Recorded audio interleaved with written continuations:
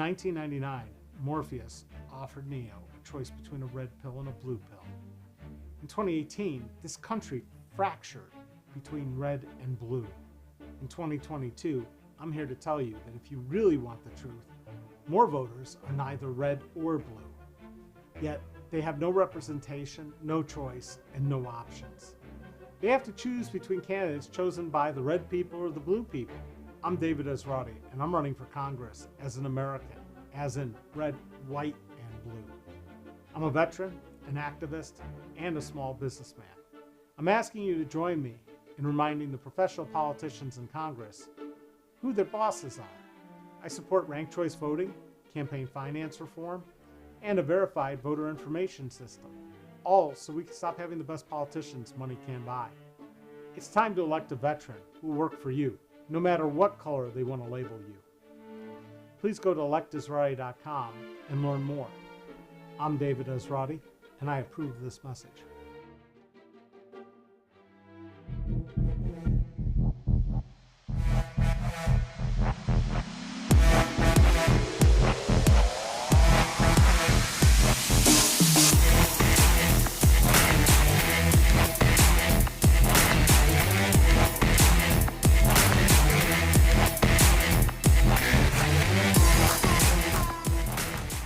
In Jurassic Park, you thought those little baby dinosaurs were cute until they turned into out-of-control carnivores. That's sort of what happens to government when we elect people based on very expensive advertising campaigns and propaganda.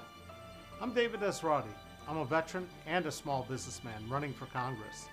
You don't want professional ad people and pollsters to sway your vote. All those hot-button issues like gun control, abortion, borders are all politicized to stop you from voting rationally. And thinking rationally seems to be in short supply these days. Most Americans have been voting against their own best self-interest for a long time because we've allowed money to buy our leaders. 1 million Americans died in the last 2 years because our leaders couldn't lead. It wasn't that hard. Mask, distance, test, and then vaccinate. In an instant, we had billions to spend on healthcare for COVID, when for years we've been told we can't provide healthcare for everyone equally in this country. That's an unintended consequence of the pandemic. If you think about it, our government can pretty much do whatever it wants, or what the people who buy our politicians tell our leaders to do. We also had a ton of money to prop up businesses. And next thing you know, it turns out that a living wage was not only possible, but necessary. As a small businessman who won't sell you out to corporate interests and lobbyists, I can tell you that it's time to fully understand the consequences of companies like Amazon, Facebook, and Google and their effect on small business, and to remind you that small business is the #1 creator of jobs in this country. So this next election, don't trust this ad or any other political ad. Do your homework and think before you vote. It's time to put this ad man in Congress because I know that the best advertising is based on the truth, not the size of the budget or payola. Or you can just vote based on who has the money to buy their way into Congress and live with the consequences. I'm David Esrati, and I approve this message.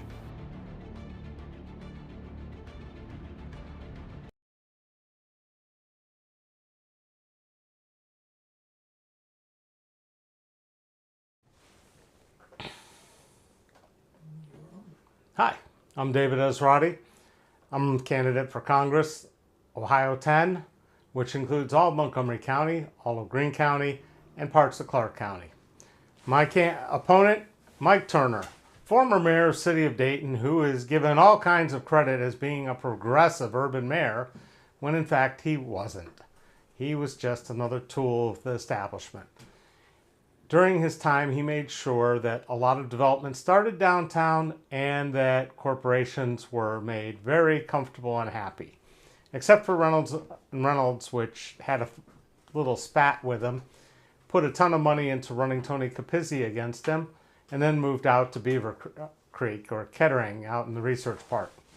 Anyway, his greatest accomplishment, and I do mean that, was probably passing an ordinance that stopped them from being able to tear down blighted homes and just implode them into the basement and cover them up. He said, this is making archaeological sites not investable, green, developable land. And he was right. The problem is we've been demolishing our way to prosperity for 40 years, and the only person having prosperity has been Steve Roush Incorporated and all the politicians he's paid off. Demolishing homes is not what the solution is. If they'd started doing that in my neighborhood, it would be a blighted, broken mess, just like it was when I bought my house in 1986 on January 28th, the day the first space shuttle blew up. I paid a whopping $14,000 and $14,500 for it. I've told people this when I've been out of town. They, like New Yorkers, I pay that for my parking spot in a year. They can't comprehend it. They say, what do you live in? A shack? I'm like, no, it's a 2-story Victorian home with 1,700 square feet, 2-car garage, fenced-in yard. Absolutely incredible. Again, for less than the price you pay for a car. I bought my office building for $2,200. It had $2,400 in back taxes. It had been vacant for at least 8 years. I bought the 2 of the 3 cottages across the street, which everyone told me were going to be a reason my house would never be worth anything. I paid too much for both of them. I paid $19,500 each. I fixed them up, rented them for 25 years, and now they're doing great as Airbnbs. I see we've got, anyways. So, I'm looking at my comments here. So the historic status of the neighborhood has been one of the major saviors of South Park. Historic designation means they can't just tear down buildings willy-nilly. And so they sit. Some sit too long. And this is where the problems start. There are 2 things that will absolutely kill your property values as a homeowner. One is the house next to you being foreclosed on, where all of a sudden the house gets stripped of all copper plumbing, HVAC, copper wiring. Instantly, that house's value drops like a rock. Banks aren't held accountable. They're not held responsible. And the house ends up sitting vacant for a long time, and the value of your house decreases. That is a guarantee. Okay? I'm going to read comments here. And I don't know how you say RVDECW. You are absolutely right about the Dayton Daily News and Schwinn building demolitions, where he ended up owning the original Cox building, which he had on the market for $950,000. And we had to pay an extra $2.3 million to blade cutters to fill the hole there. And Roush tore down parts of that the Cox building that he never should have. And there were plans for those buildings, and they were perfectly viable. Bill Rain, who got run out of town at one point, owned the Schwinn building and had a plan that was totally in compliance with the regulations that required a certain amount of it to be low income, and was starting to develop it and just got screwed by Citywide and gave up on it. He had a plan to take the Dayton Daily News building and turn it into some of it into parking, because the building was built like a tank. And that would have been great parking for what's going on at the arcade now. So, other neighborhoods not looking good? Absolutely correct. There have been all kinds of problems with development. So one is the house becomes vacant. The second is it is allowed to deteriorate. And these things are absolutely crucial that they be maintained. It's called the envelope. You want the roof to be intact. You want the gutters to be clear and working. There is nothing worse for a house than a leaky roof or gutters overflowing, because that will lead to other problems, including foundation problems if you let it go long enough. Broken windows, open doors, those also are absolutely invites to see the house deteriorate worse. So, how do we stop this? How do we solve the problem? How do we fix this? And, blight doesn't just go away, and tearing the buildings down doesn't really solve the problem.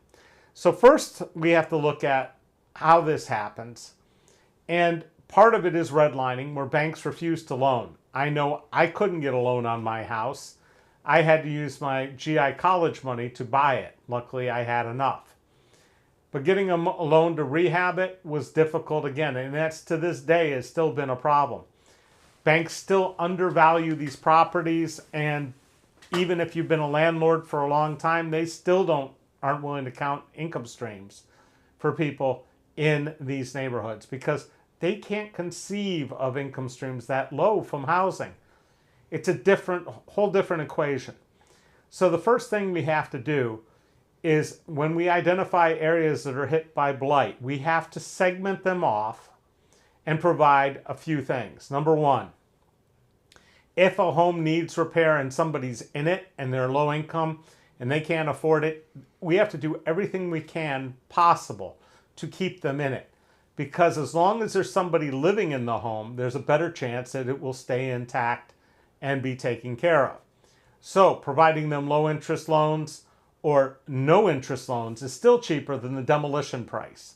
And that's something we haven't looked at. We're spending $10,000 to $20,000 to demolish these homes and fill up landfills, and we get no return on it. Whereas if we sunk that money into making sure the roof is fixed, that the heating and air works, the electrical is safe, we would be ahead.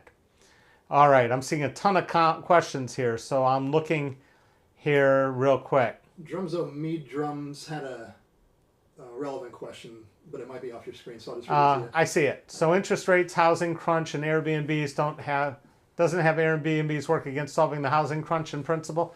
Absolutely, and I'm going to get to that. I really appreciate that question of Airbnbs because it's becoming a problem in our neighborhood, and I've got a solution there. Let me just scan through here.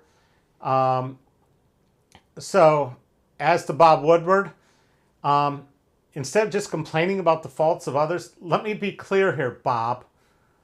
I was neighborhood president. I've worked in this neighborhood for 36 years. The reason houses are doing well and this neighborhood is doing well is because I've been a part of the solution. I know this subject well. So you can take it and shove it. Thank you very much, Bob. And no, Selena, this isn't Mike Turner's fault, but Mike Turner wasn't any more effective than any of our other mayors. Yet he gets a hall pass for a lot of things that he didn't really do. And let's go in here. Mr. Miller, why didn't I use my GI money for college? It's because I was put out on what is called a temporary, oh geez, I can't remember the initials right now, but I got a full VA ride because of a temporary disability, and once you're enrolled in Chapter 31, your college is paid for. So that's why I didn't. And let's move on here. Yes, I agree about Lexington Avenue. We need to make sure the roofs are intact, the gutters are clean, the yards are kept, and the rest of that. And yes, I'm going to talk about my Airbnbs, okay? So keeping structures in condition to be rehabbed or reoccupied is one thing. The problem is how to get somebody to do that. And this is where we don't really have a system. Oftentimes it's cheaper and easier just to go out in farmland and build new homes and sprawl and say we've solved the problem, but we haven't really, because then we have to add additional infrastructure, we have to have new schools, we have to grow all this stuff, and it gets expensive. So Portland drew a boundary around the city, a development boundary, and said we're not going to extend services outside of this boundary. And we're going to work for increased density. That's never happened here. One of the other things is we've basically made it government's problem to clean up individual investors' messes instead of charging it back to them. So if you have a property that is vacant and you are not being held accountable for it, it's not contributing to the economy, it's starting to deteriorate, we need to place a tax on holding vacant properties unless you have a really good reason for it. If it was occupied when you bought it and it's vacant now, or if it's was vacant when you bought it and you haven't got it occupied or plan to occupy it, you need to be held accountable and pay for keeping it vacant.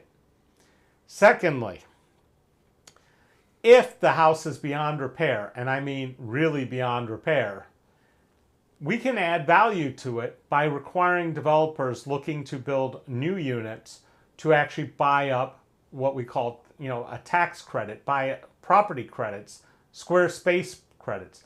For taking that project either out of inventory, they can add inventory, or by rehabbing it, they can earn credit for inventory. And I would say the rehab section should get you 4 times the square feet of what the trade for new construction is, for straight demolition for new construction.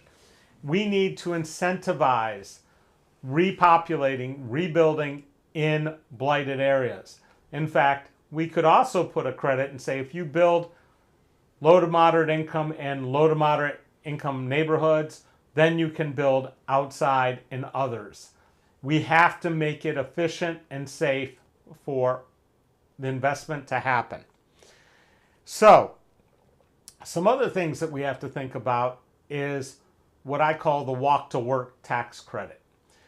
We've seen input from Miami Valley Hospital, Premier Health, where they've worked in the neighborhoods around them to bring back the housing so their employees can walk to work. And they did quite a bit of this. Let me look real quick here.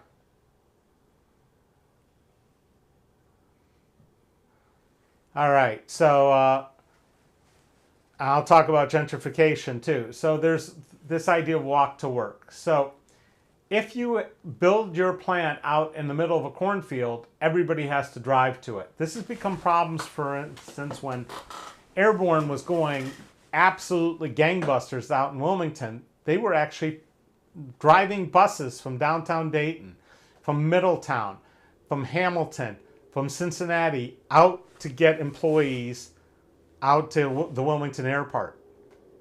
That is expensive, but at least using buses is more environmentally friendly than everybody driving cars and having what's happening up around the airport now, where we've got ungodly truck traffic in an area that was never built for it. So, walk to work tax credit. If your employees live within a mile of where you have your plant or locate your business, you should get credits. Your employees should get credits because they're more likely to be healthy. They're not going to have the carbon footprint. They're not going to require parking spaces, which are inefficient and expensive, or parking garages. Premier built the whole area south of the hospital. They rebuilt that Fairgrounds neighborhood with a whole bunch of new housing. That's the kind of forward thinking we need to start seeing, where employers, it's back to building the company town. Okay? So, if you're on public transit lines that are existing, you should get additional credits because we want to encourage public transit. And in fact, I'd make the argument that making public transit free is one of the best ways to cut down our dependence on foreign oil. As it is right now, RTA gets less than 10% of its revenue from fares. The reality is there's a lot of vacant seats on buses. It would be better to fill them for free than to have them running empty. It would be economically and environmentally more sound by doing that. All right, so the Airbnb question. So I rented my Airbnbs for 25 years, both of them. I had all kinds of tenants. Some of those tenants went on to become property owners in the neighborhood, have lived here or bought houses in this neighborhood. I ended up having my parents live in one for the last 10 years of their life. And that was really the original reason why I bought the 2 houses. I can't say enough about how special it was having my parents live across the street. My office is right across the street from my house, that I could walk to work, walk to see my parents, walk home any time of the day. It's a really liberating feeling And I think a lot of us learned how much we like working from home during the pandemic, and the idea of getting back to community and spending time in your community is awesome. The reason I started my first Airbnb was mostly because I didn't want to get rid of all my parents' things. They had meaning, they were theirs, and it hurt. And I've got to say, I still walk in that Airbnb and I feel their presence because their furniture is there, my mom's kitchen stuff is there. It still feels sort of like the place where I visited my parents. So the good thing is the guests have loved it and have taken great care of it. And my occupancy rate hovers somewhere between 80 and 85%. Full. It's hard to turn that down. Part of it is the pandemic has forced people, they wanted to get out of public spaces like hotels and move into private spaces. And there are a lot of people that appreciate the ability to cook, to bring their pets, and I allow that. So that's great. However, we've got people in my neighborhood who are now complaining that there are too many Airbnbs and they didn't move into a neighborhood to be part of a community that's all a bunch of rental houses. And I fully understand that. Some are more successful than others. Some are party houses, and nobody likes that. Even Airbnb doesn't. There needs to be a solution. And part of it is some Airbnbs are not successful and sit empty for quite a long time. Some of them don't reach superhost status. In other words, they're not providing a quality product. And basically, if you end up with a vacancy rate above 65%, it should be, for the year, you should be forced back into full-time rental. It's just not fair to have the house sitting empty 65% of the time. I know that sounds egregious and questioning individuals' property rights, but we have to have homes filled in order to keep them maintained and being taken care of. So that's one of the solutions for Airbnb. The others for the neighborhood, and I'm going to throw through here, Mr. Miller, we have a rule. You got to shut up after your second comment. You can't just keep running as much as you want and talking and talking and talking unless someone else gets in there. So I see 3 comments in a row from you. We're going to say goodbye to you for today. Thank you. Back to gentrification. I'm going to say this flat out. I liked my old neighbors in the neighborhood better than I like some of my new neighbors. Some of the new neighbors feel that this neighborhood is supposed to be Oakwood North. It is not. There was at one time a study done that showed up in the Dayton Voice or Impact Weekly or the city paper or whatever it was that said that this census tract was one of the most diverse in the city, both economically and racially. Now, when they took down Clybourne Manor, which was the public housing project, the racial component pretty much dried up, although we are still somewhat integrated, but not to the extent we should be. It is also now one of the safest neighborhoods. That comes from community-based policing. Even though this latest chief has withdrawn our dedicated community-based police officer, that was originally paid for by Premier Health. And it was an innovative program over, it had to be 30 years ago that it started. And our very first officer is now retiring, so it's been a long time. But community-based policing, neighborhood schools, those things work. And the problems that we tried to solve with busing or some of these other things that have taken away community-based services have not. You build a community by having good boundaries, an active neighborhood association, people with a shared interest and a shared goal. We do an exceptional job in South Park of having social events for our neighbors. We have porch, patio, and deck parties. We have hot toddy parties. We have all kinds of events that get people involved. We've had book clubs. We've had neighborhood movie nights. We've done all kinds of things. This weekend on Saturday from 3 to 6, we're having the South Park reunion for all the former residents to come back and see what's changed in the neighborhood, because it was 40 years ago that we got our historic designation. That was a few years before I got here. Again, historic designation stops people from doing things like tearing down houses and filling them in with cheap non-conforming housing, which we have some of from before the designation.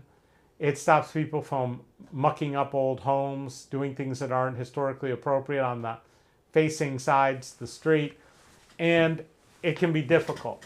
But in the long run, it retains the nature of the community. Again, gentrification does become a problem, and part of the problem also comes from our property tax system that seems to elevate the price of the taxes on your house based on what your neighbor's house did. That has to stop. That is counterproductive for people to buy and invest in their own house. Why should you pay more taxes on a house that you bought for $14,500 that you've invested a ton of money in to fix up so that other people would fix them up and move in? The purchase price of the house for owner-occupied houses should maintain at that tax value until they sell. Just like it works with the stock market for the rich people.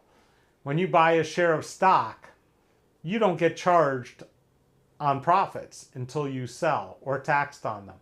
And when you're in an area that's been blighted, you should not be forced to reinvest that money. You should not be taxed insanely on it.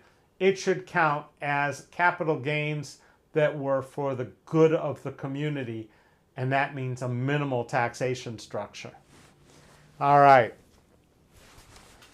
And Mark, yes, historic designations control what kind of garage doors you have facing the alley, which is what got me into politics in the first place, because they charged me for putting the wrong kind of garage doors up, even though I could show examples of the same doors in other neighborhoods, the Oregon district being one, on a judge's house.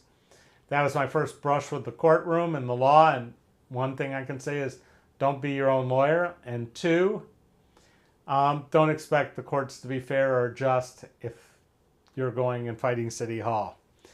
So, when a house becomes vacant, we should have an emergency triage with a plan for every one of these houses. And included in part of that should be making sure that it has an alarm system on it and it's monitored, even if that includes contracting with the neighbors to make sure the electricity is there and somebody's there to monitor the alarm and use their internet or their phone line or whatever to communicate back. And also, the neighbors should have the first option at buying the property, because again, that's going to have the greatest impact on their property values. So, talk real briefly about neighborhood associations, because neighborhood associations really are the glue. They're what makes this successful. And I find that in wealthier communities where people have, you either have them in the really wealthy where they have nothing to do and it's like their country club and their HOA, or it's an incredibly poor neighborhood where they're bonding with each other to try to fix it. It's the people who are too busy working, trying to just keep up with things, that don't necessarily have the time to do these sorts of things. Plus, community standards might be different in some of these neighborhoods, and that's a big problem. You have to enforce community standards. Weeds, trash, peeling paint, those sorts of things need to be nipped in the bud. And if it's going to cost the city to maintain them, we need to be able to take that property and put it into friendly hands as fast as possible. All right. I have gotten through all the subjects that I meant to talk about. I've covered some of the things that I've seen from people in comments. I don't see any other questions. We'll be back again tomorrow at 4 p.m. with another dazzling town hall with interactivity, so you can ask questions and talk to your future congressman. Again, the plan is, once elected, to do this every day to tell you what I did in Congress and what happened, so that you know and you can give feedback and we can talk. And Mark, I see you're doing your second question in there.